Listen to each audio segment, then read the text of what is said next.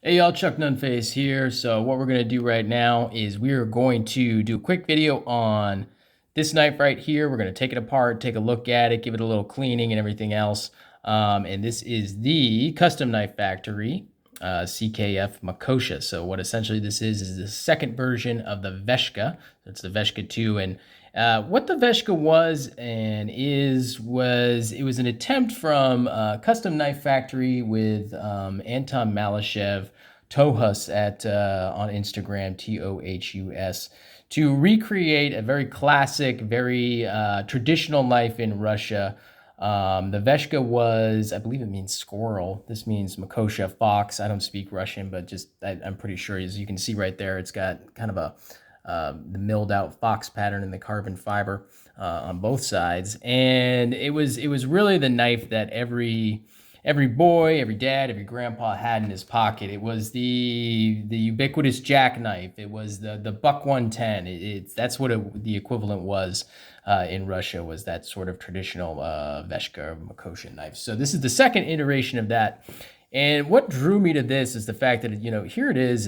It's clearly done in a very, with modern materials, with titanium and carbon fiber and M390 blade steel and backspacer and all the pocket clip, everything else, which is very non-traditional, quote unquote. But it's got the nail nick here, and so, you know, it looks like it would be the type of knife that you would just open using your thumbnail, but actually it just flicks right open because it's on bearings, and it's got a really, really smooth action. And so everything about this knife really has just impressed me. In fact, it was my favorite knife of 2018. It's my favorite knife that Custom Knife Factory has ever put out. So huge fan of this thing right here. So what we'll do is we'll just kind of dive right into it here. It does have quite a few intricate details to it, which we'll kind of get into as we start taking it apart. And I'm going to use this Alambic pivot tool that I didn't have on camera for my 247 video that I did a few days ago, but we'll go ahead and we'll use this. And I kind of got it, a little bit of masking tape there just to protect the titanium hardware. And we'll go ahead and take that off right there. Hopefully you can see that. Should be able to do it with my hands at this point. Yep. So we'll take that off and get some old Loctite crud in there and everything else. We'll try to get that off best we can. So it's got this this end cap here for the pocket clip, so it's reversible as well. So we'll go ahead and we'll get our T8. Oop, it technically is a T8. I can't find my T8 bit, but a T7 should get the job done for us. And it does. Doesn't need to be super precision. So this is actually a reversible pocket clip, very much like the Microtech SOCOM Elite Series and OTFs and everything else. More on that later. So what we want to do now is we're going to take off these. Oh, now we need to switch to the T6. Switch on the T6. Go ahead and take off these carbon fiber panels and get her opened up.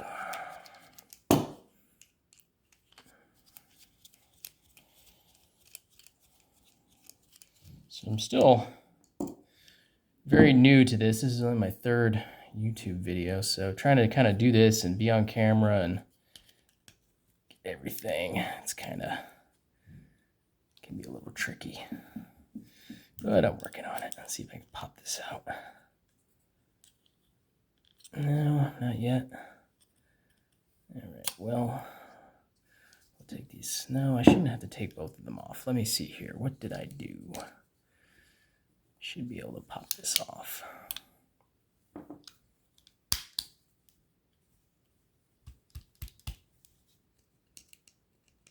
They do want to come off, I promise.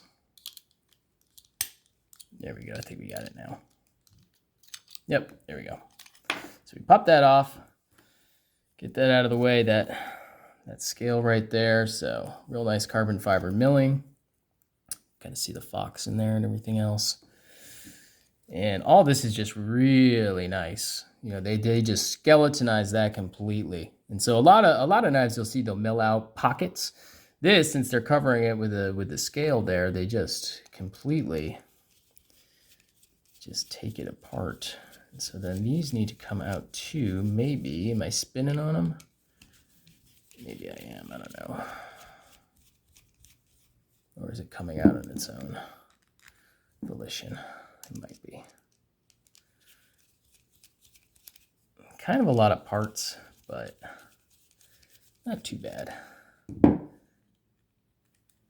I might be spinning, all right.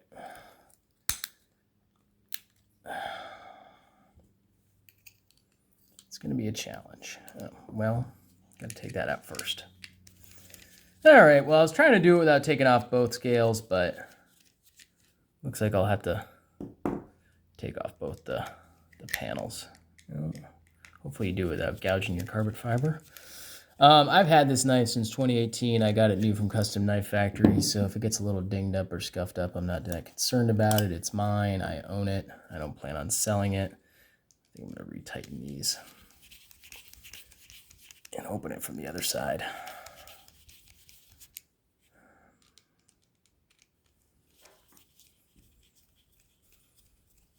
Yeah, it's the ticket.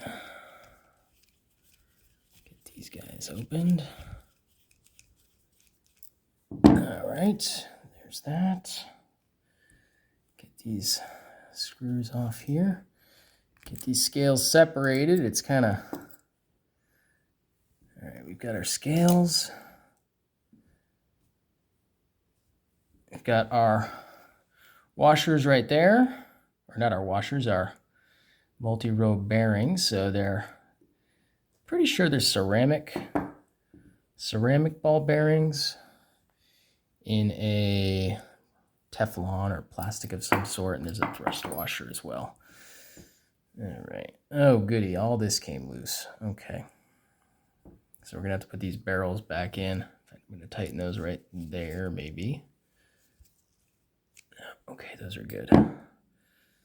So the back spacer has two barrel washers, or not washers, two barrel spacers. And then there's this guy that goes in the back spacer too. So we'll go ahead and just wipe it down real quick using some plain old rubbing alcohol, nothing fancy. All right, clean up your spills as you go. Okay, so my Mrs. Nunface doesn't get mad at me, or too mad at me. All right, get that out of the way. Go ahead and cut myself on camera somehow. Not exactly sure where. Obviously on the blade, but give myself a little cut. That's all right. Go ahead and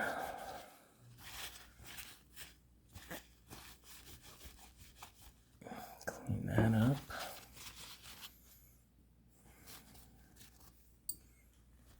Okay, that's good. All right, well, looks like I'm going to bleed here for a second. I will be right back. All right, and we're back. Got a nice little bandage on my finger there. So sharp knives are sharp. Word to the wise. All right, so we'll get this taken apart too. I'm going to go ahead. That doesn't look like too much of a trouble area right there. So I'm going to go ahead and just kind of clean that off. I'm not going to worry about taking that washer out. Go ahead and clean out the pivot area. Get a little rubbing alcohol in there. And we'll get a little in there too, and a little in there. Clean off that.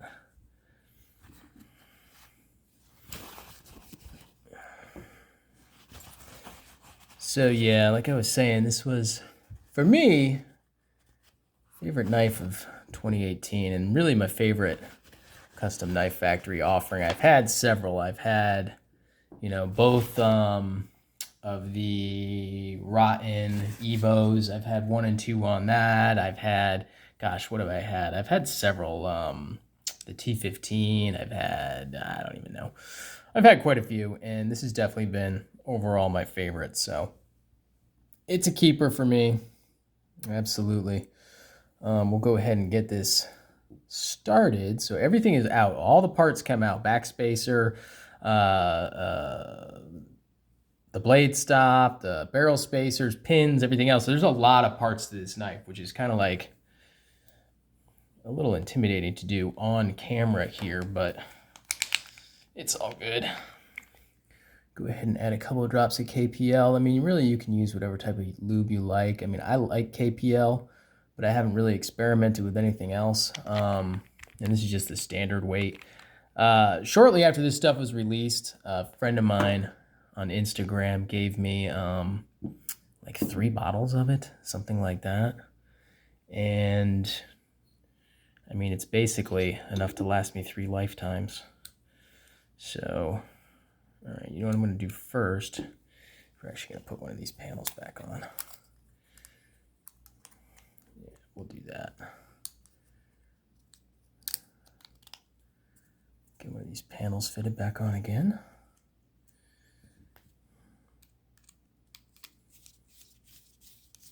Which, I mean, I'll have to remember to put my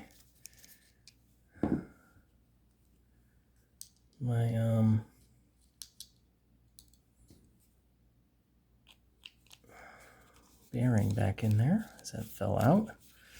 So, you know, another reason I'm kind of taking this one apart and everything else gives me an opportunity to talk about the third version that's coming out. You've probably seen pictures of it.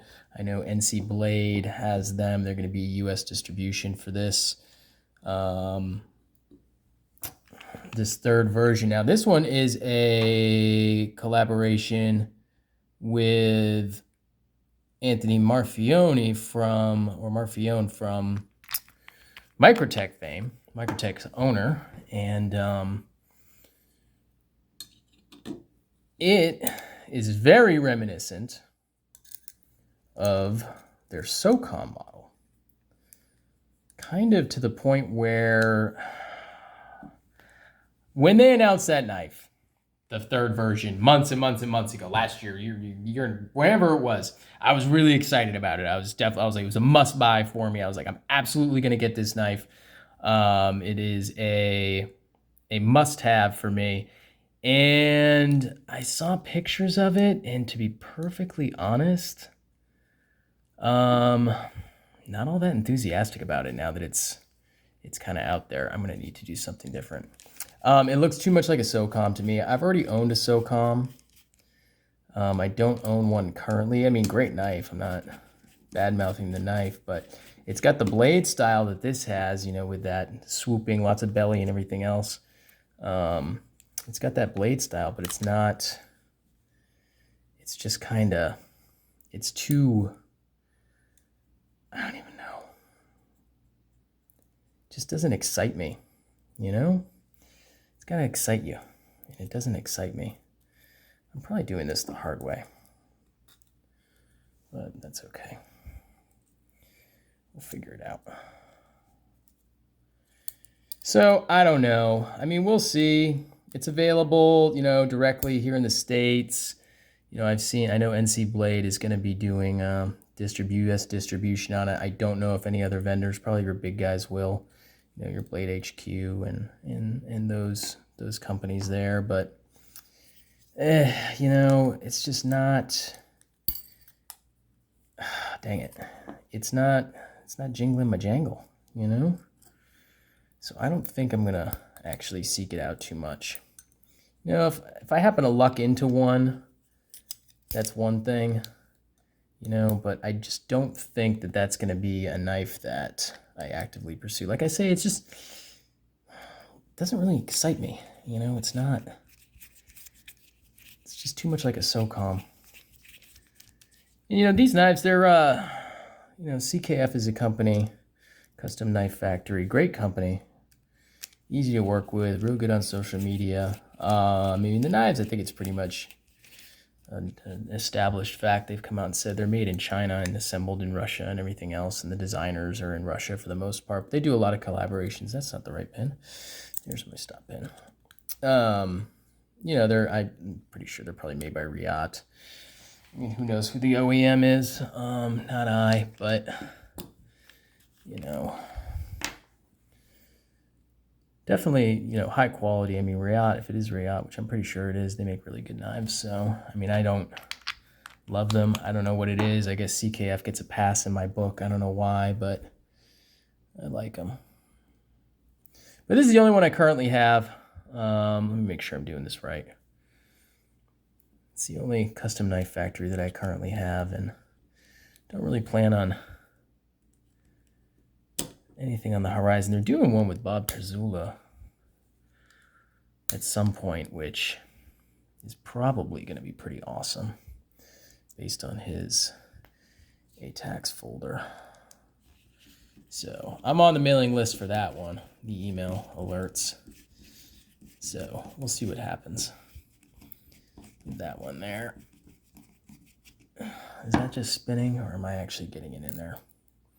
So we're getting these two little panel screws that get hidden by the,